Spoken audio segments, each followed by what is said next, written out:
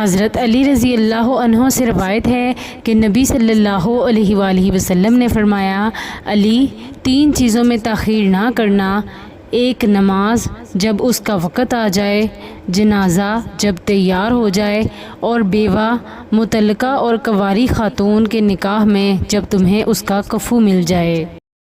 ام المومنین حضرت عائشہ رضی اللہ عنہا بیان کرتی ہیں، رسول اللہ صلی اللہ علیہ وآلہ وسلم نے فرمایا، جب بندہ اعتراف کر لیتا ہے پھر توبہ کرتا ہے تو اللہ بھی رحمت کے ساتھ اس پر رجوع فرماتا ہے۔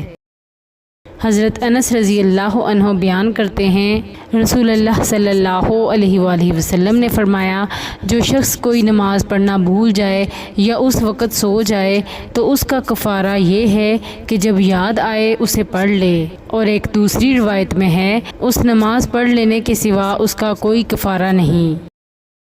حضرت ابو قتادہ رضی اللہ عنہ بیان کرتے ہیں، رسول اللہ صلی اللہ علیہ وآلہ وسلم نے فرمایا، حالت نیند میں نماز میں تاخیر ہو جانے پر کوئی تقصیر و گناہ نہیں، تقصیر تو محض حالت بیداری میں نماز مؤخر کرنے میں ہے۔ جب تم میں سے کوئی شخص نماز پڑھنا بھول جائے یا وہ اس وقت سو جائے تو جب اسے یاد آئے پڑھ لے، کیونکہ اللہ تعالیٰ نے فرمایا، مجھے یاد کرنے کے لیے نماز پڑھا کرو۔